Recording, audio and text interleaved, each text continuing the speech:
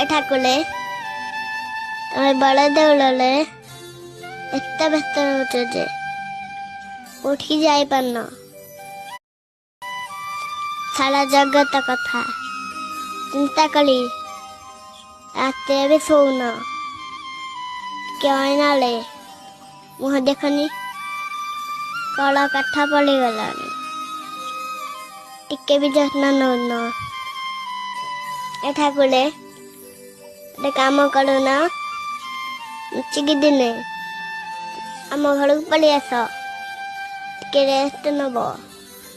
ଆମ ଘରେ ସିନା ଷାଠିଏ ବୋଉଟା ନାହିଁ, ହେଲେ ଟଙ୍କା ଟଣେ ଆଣି ଅଛି। ଆମ ଘରେ ସିନା ଅଭଡ଼ା ନାହିଁ, ହେଲେ ଗୁଦବଦା ଅଛି। ଖାଇ ପିଇ ଟିକେ ଶାନ୍ତିରେ ଶୋଇ ପଡ଼ିବ, ଆଉ ମୁଁ ତୁମକୁ ଟିକେ ମୋଡ଼ିଦେବି।